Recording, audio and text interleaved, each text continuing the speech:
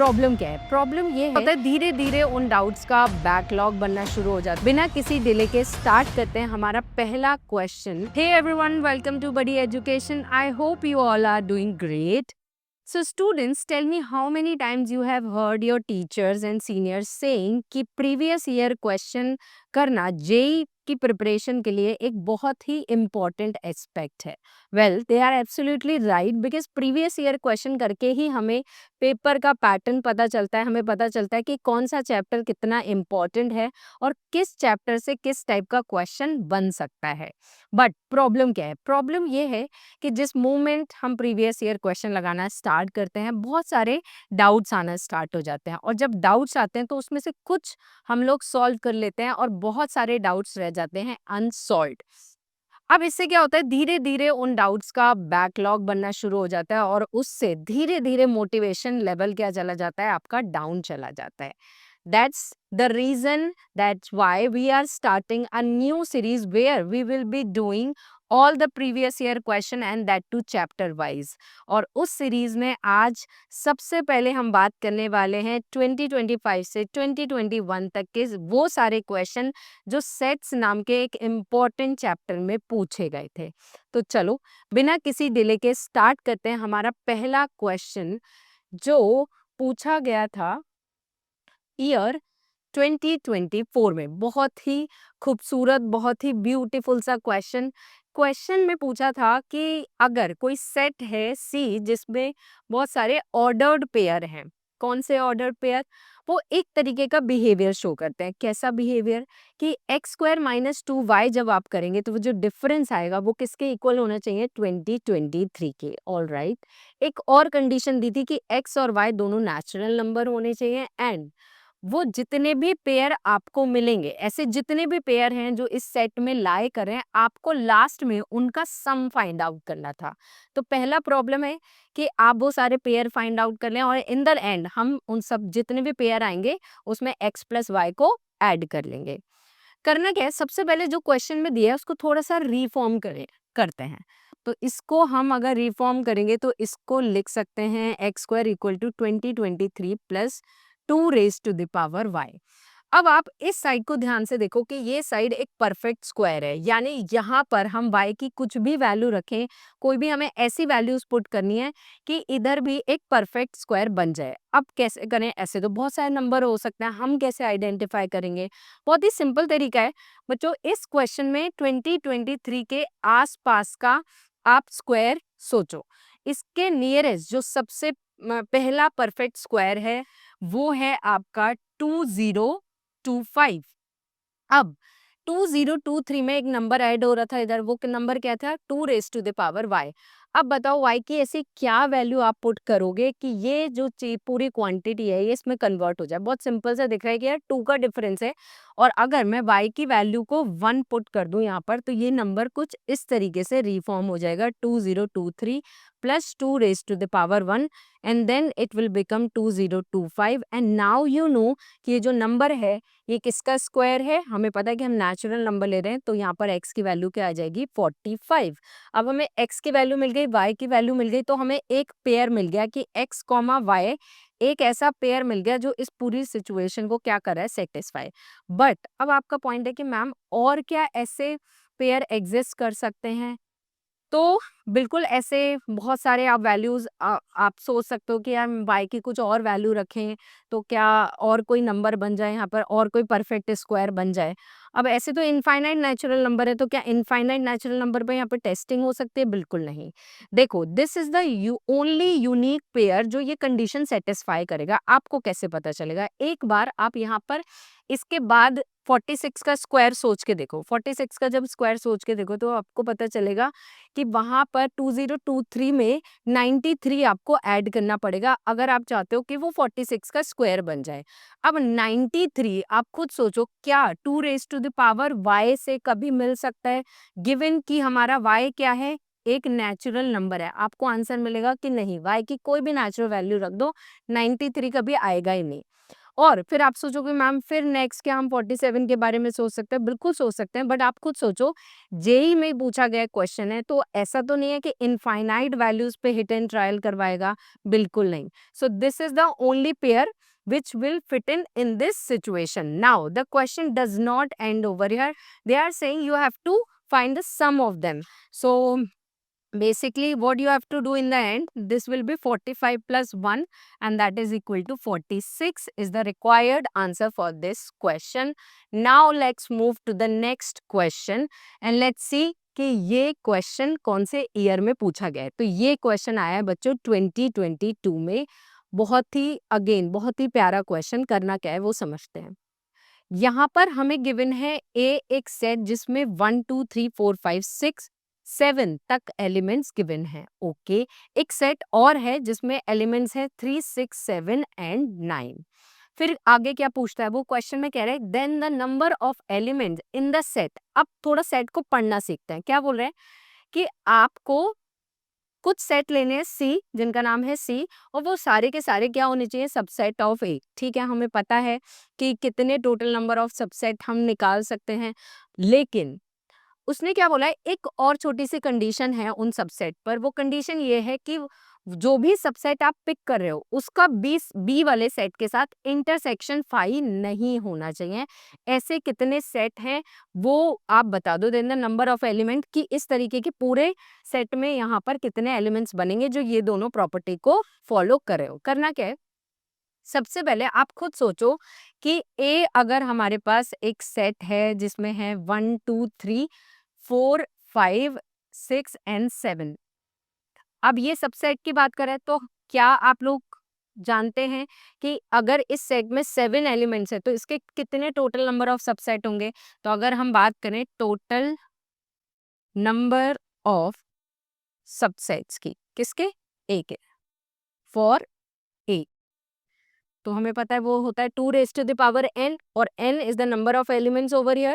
So this is 2 raised to the power 7 which is nothing but 128. तो इतने total subset होंगे इस set A के लिए. बट आपको क्या करना है, आपको ये तो पता चल गया कि C में टोटल इतने एलिमेंट्स आ जाएंगे, राइट? इतने सबसेट इसके बन जाएंगे. बट पॉइंट क्या है कि क्या वो सारे सबसेट पिक करने? लो, आपको सिर्फ वही सबसेट इसमें से पिक करने कि उनका B के साथ इंटरसेक्शन 5 ना हो. तो हम क्या करेंगे, इसको एक दूसरे अप्रोच से करेंगे. अगर हमें क्या चाहिए, रिक्वायर्ड नंबर चाहिए, यहाँ पर रिक्वायर्ड नंबर ऑफ एलिमेंट्स अगर हमें चाहिए तो हम क्या करेंगे कि जो हमारे टोटल एलिमेंट्स है विच इज 120, इसमें से वो सारे सबसेट माइनस कर देंगे जहां पर C इंटरसेक्शन B क्या हो जाए? 5 हो जाए. मतलब इसमें से वो नंबर माइनस कर देंगे, यानी जहां पर C इंटरसेक्शन B क्या हो जाए? 5 हो जाए. अब ऐसे कितने एलिमेंट्स हो, अगर आप चाहते हो कि C इंटरसेक्शन B 5 हो जाए, मतलब उनमें कुछ कॉमन ना हो,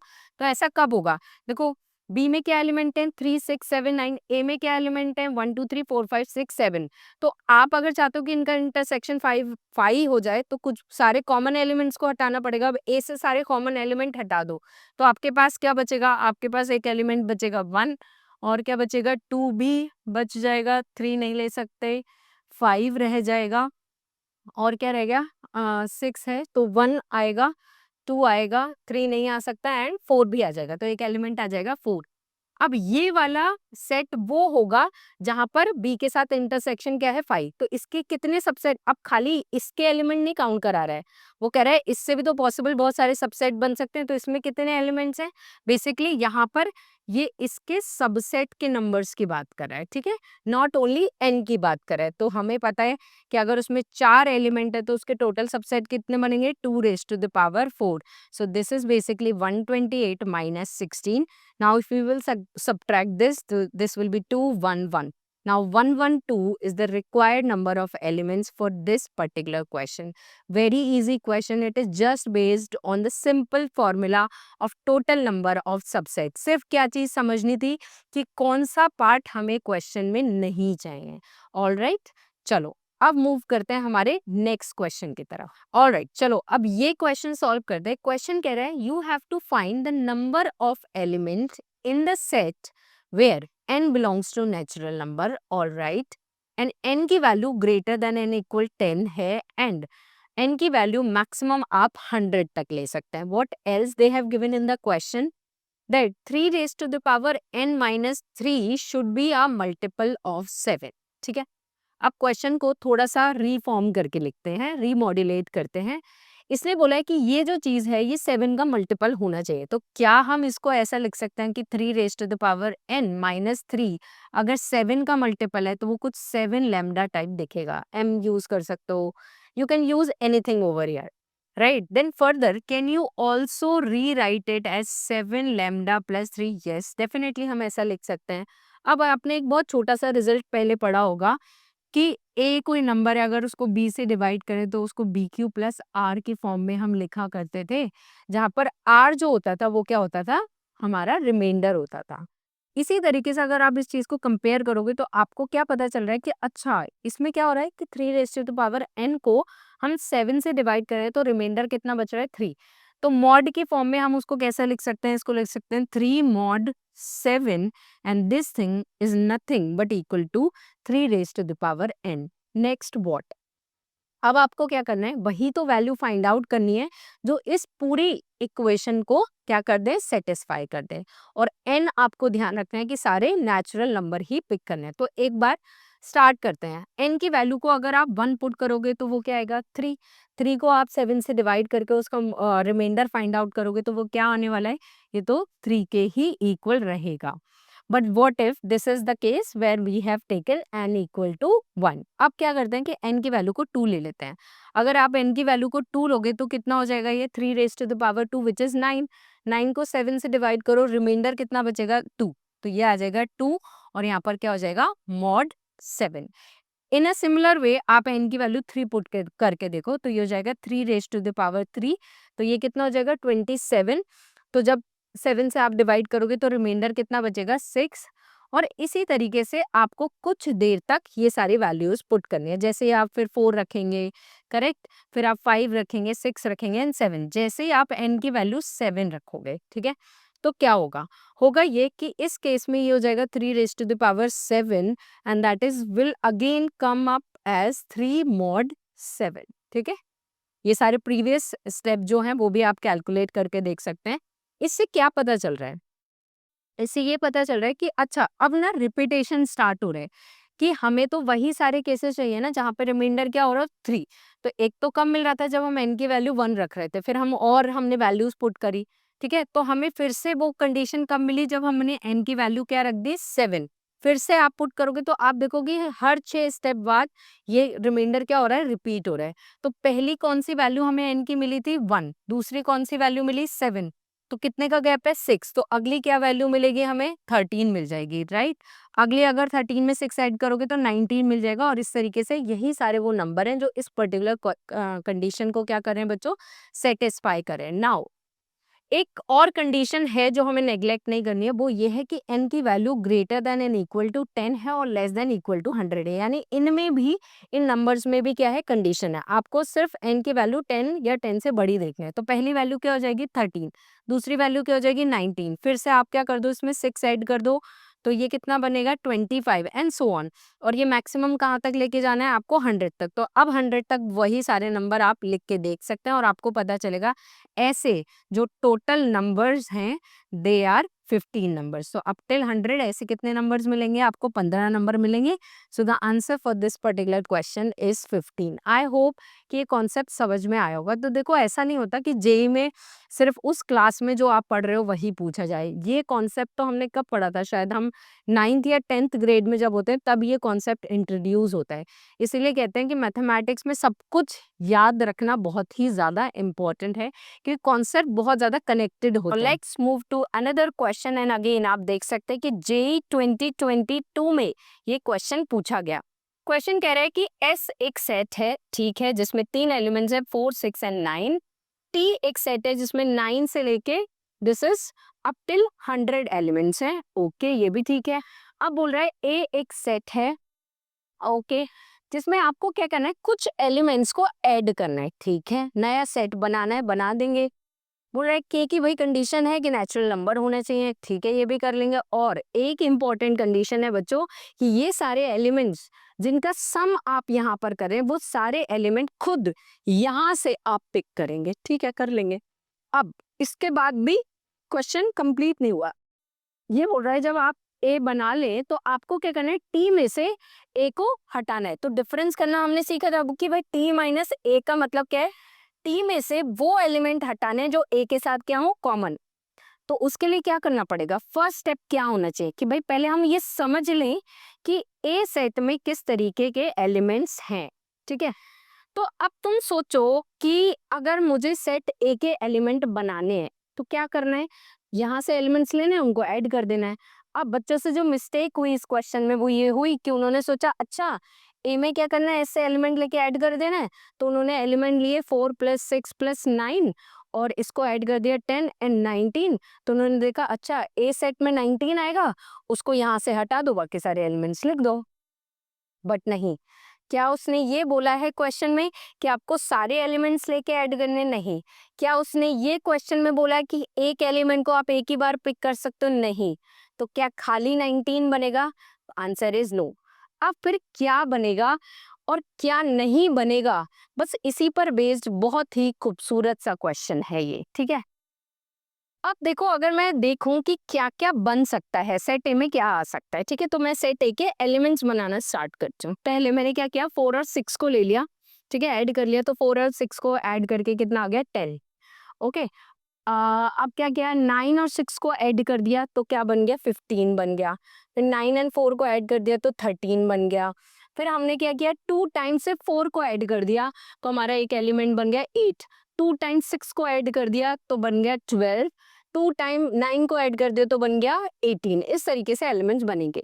बट आप खुद सोचो क्या जेई में वो ऐसा क्वेश्चन देगा जिसमें आपको इतना मैनुअल वर्क करना पड़ेगा, यानी कोई तो चीज है जो हम अभी मिस कर रहे हैं। देखो अगर तुम इस सेट के एलिमेंट्स बनाने लग गए तो फिर सारा टाइम सिर्फ इस सेट के एलिमेंट्स बनाने में निकल जाएगा, यानी क्वेश्चन को अप्रोच बदलनी पड़ेगी अब आपको। अब क्वेश्चन में ये नहीं सोचो कि क्या बन सकता है, क्वेश्चन में ये देखो कि भाई वो कौन सा एलिमेंट है जो किसी भी इसके कॉम्बिनेशन से नहीं बनेगा। मतलब चाहे कितने भी टाइम 4 ले लो, कितने भी टाइम 6 ले लो, कितने भी टाइम 9 ले लो, ऐसा कौन सा एलिमेंट है जो कभी बन ही नहीं सकता।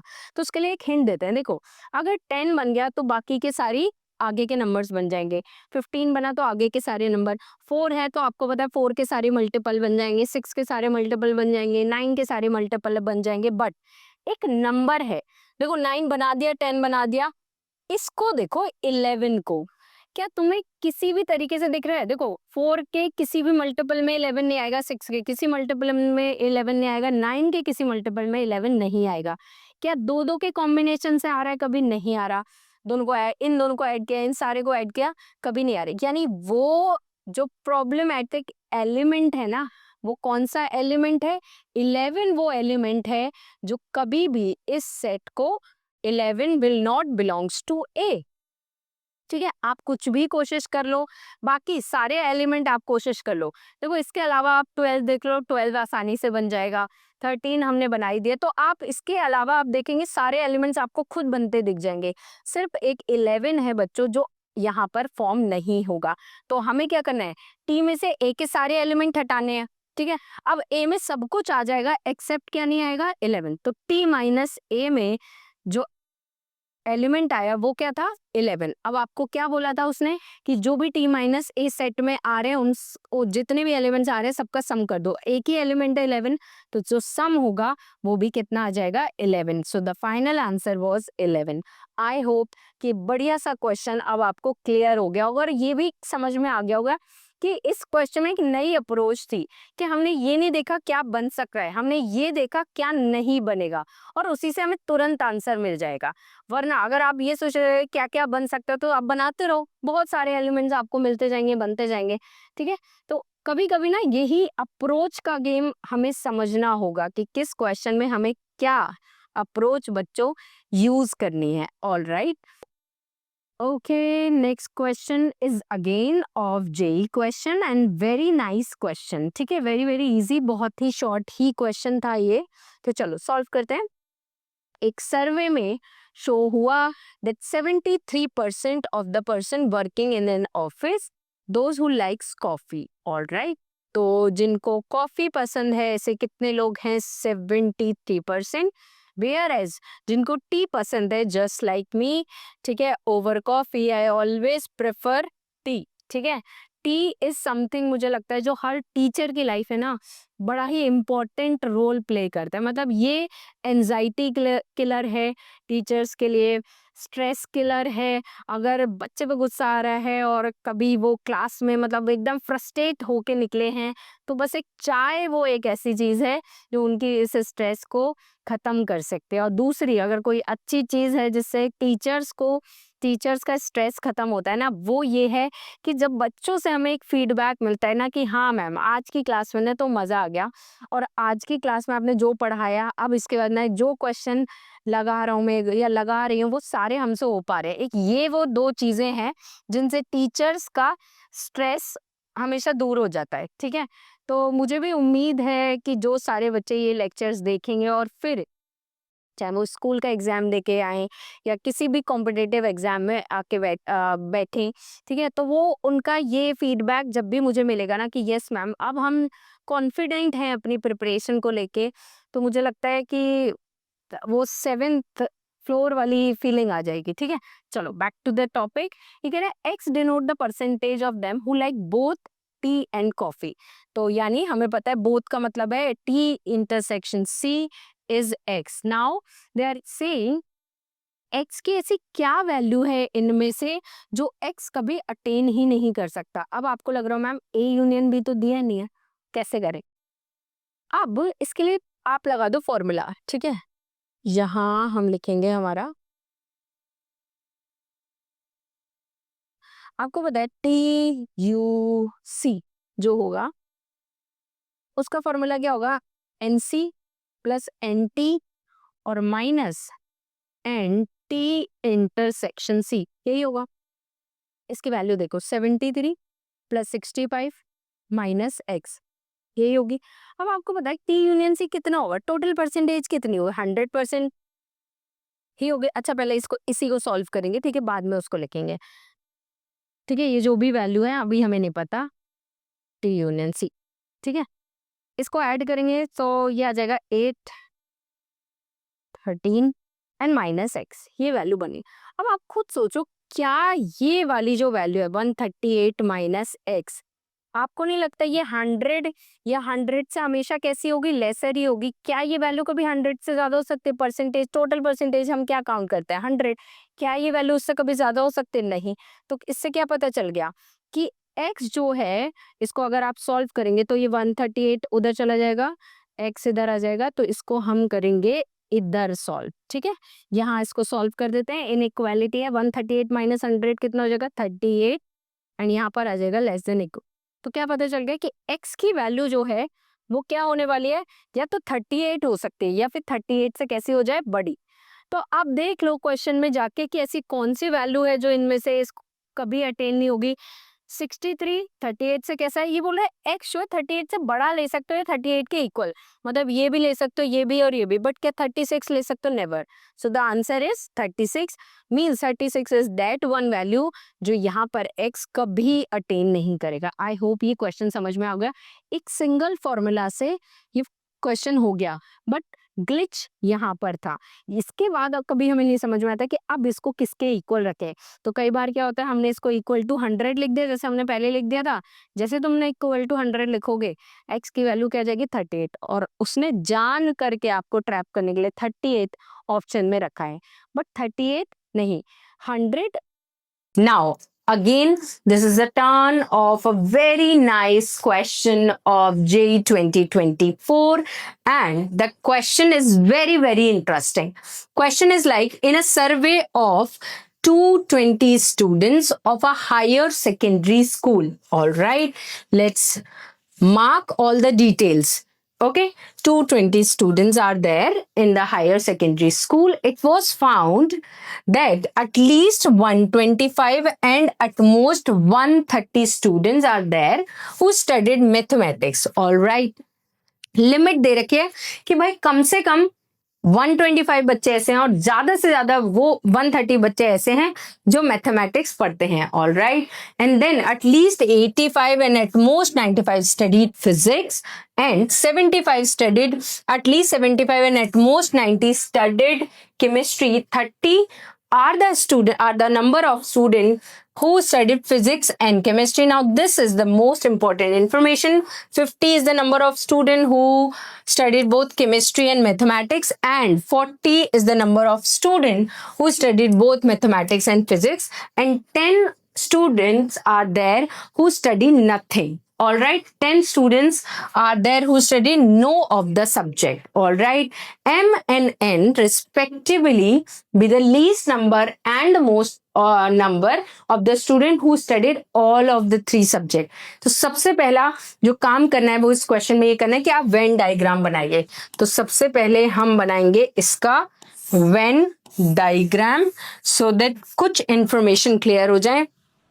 तो ये हो गया सेट ए, ये हुआ सेट बी और ये हुआ हमारा set C. A B and C और ये हो गया हमारा यूनियन. ओके, नाउ थोड़ी देर के लिए मान लेते हैं कि वो बच्चे जो तीनों सब्जेक्ट पढ़ते हैं वो कितने हैं, x. So this number means this, right, this is the portion, this shows x. अब आप खुद देखिए.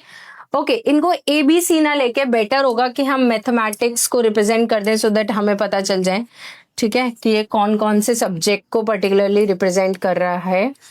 तो यहाँ ले लेते हैं मैथ, और कौन सा सब्जेक्ट है, फिजिक्स है एंड केमिस्ट्री है. All right. अब आप देखिए कितने ऐसे बच्चे हैं जो मैथ और फिजिक्स पढ़ते हैं.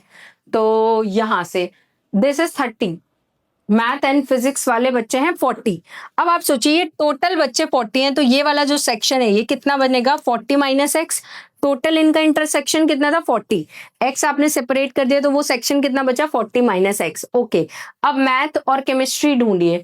मैथ एंड केमिस्ट्री 50, ठीक है, मैथ एंड केमिस्ट्री इज 50. तो ये टोटल अगर सेगमेंट 50 था तो ये सेगमेंट कितना बचा, 50 माइनस एक्स. और एक वैल्यू कितनी बची, 30 फॉर फिजिक्स एंड केमिस्ट्री. तो ये वाला सेक्शन कितना बचेगा, 30 माइनस एक्स. अब सबसे पहले आप ये देखिए क्या ये जो वैल्यूज हैं ये कभी भी नेगेटिव हो सकते हैं, तो ऑफकोर्स नहीं हो सकते. तो पहली एक कंडीशन मिली कि 40 माइनस एक्स जो भी होगा this has to be how much, greater than equal to 0. Same 50 minus x जो होगा that also be 50 minus x will be greater than equal to 0. And last 30 minus x will be also greater than equal to 0. तो इसको अगर solve करेंगे तो x की value क्या आएगी, less than equal to 40, x is less than equal to 50 and this will be x less than equal to 30. अब आपको क्या करना है, इन तीनों इनइक्वालिटी का एक तो कॉमन पॉइंट ढूंढना होगा ना.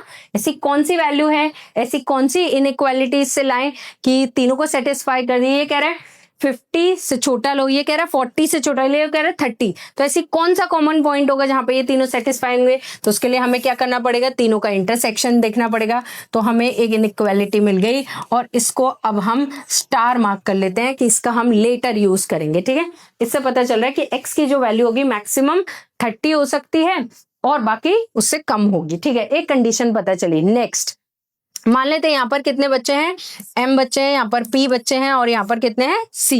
इस एरिया में m स्टूडेंट्स हैं, इसमें p हैं और इसमें c हैं. ओके, तो एक और इंफॉर्मेशन क्वेश्चन में दी थी कि मैथ्स वाले कम से कम बच्चे कितने हैं, 125, ज्यादा से ज्यादा कितने हैं, 130. तो इससे एक इंफॉर्मेशन हमें क्या मिलेगी. Alright, wait,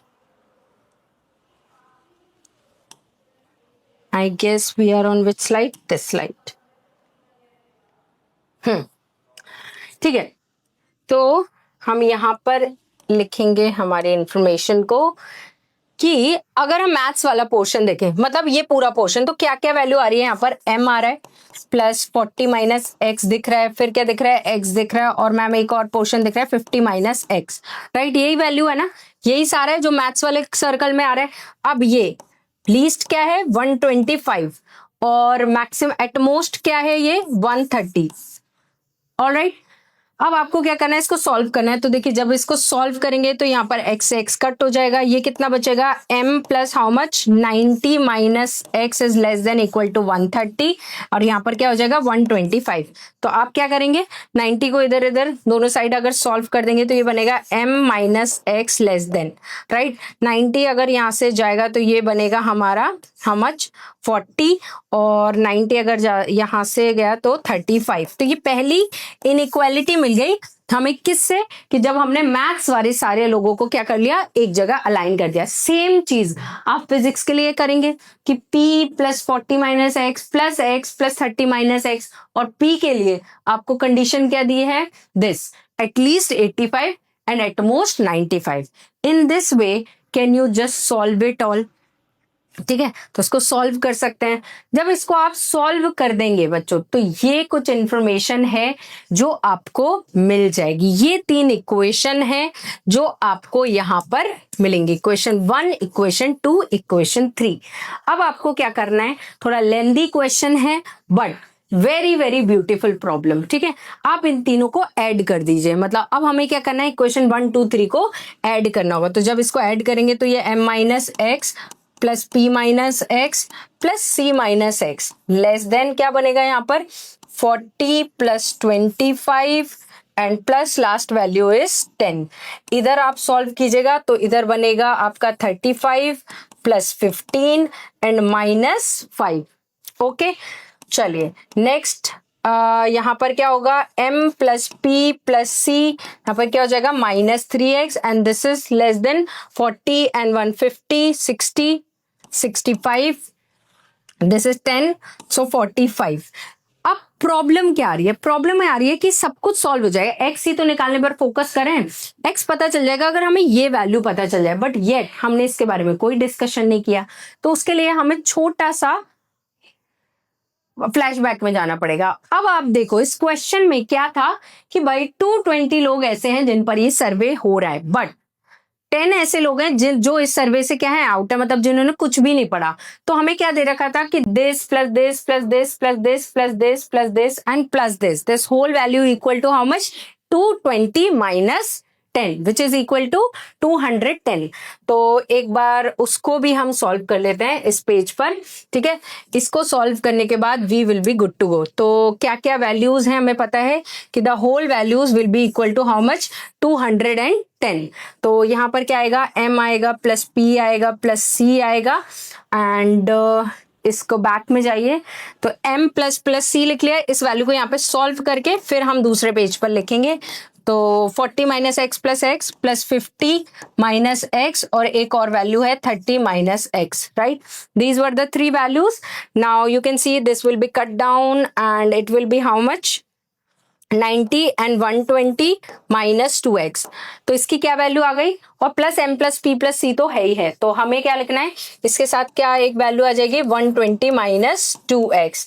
so from here you will be getting the required thing that we need minus this plus 2x and you can see this is 0 and 210 this is 11 to 9 90, ठीक है, और प्लस 2x। तो ये जो value है बस अब आपको क्या करना है इस जगह इसको पुट कर देना है कि ये वैल्यू क्या आ गई 90 plus 2x minus 3x less than 65 and over here 45. Once you will solve this, right, you are going to get the final inequality. Now I just want all of you to solve it quickly, ठीक है, and I'll just take a water break till the time you just solve this.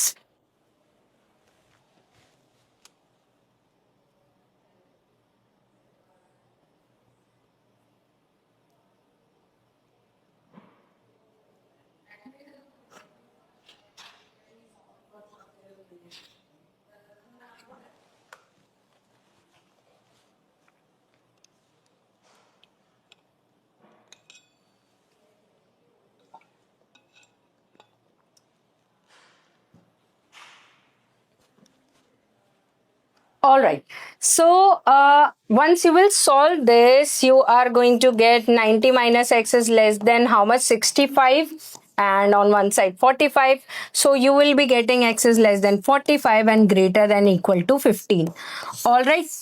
Now, again, the question is, are we done? So no. You have also figured out one more inequality over here, that x has to be less than and equal to 30. So you have to also mention it here that we have one more condition, x is less than equal to 30. So once you will take the intersection of this, the final inequality that you have to follow, that has to be 30 and greater than 15. Now they have mentioned this, that m will be the least one. So the value of m will be 15 and the value of n will be 35. And then of course m plus n would be equal to 45.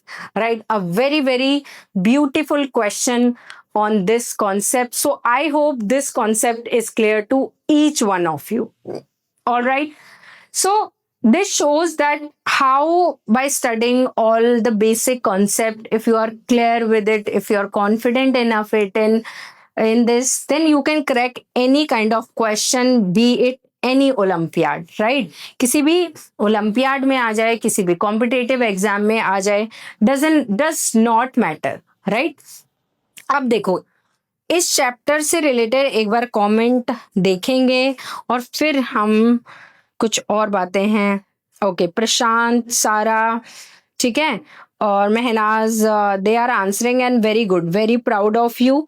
ठीक है, that you all are doing the questions along with me.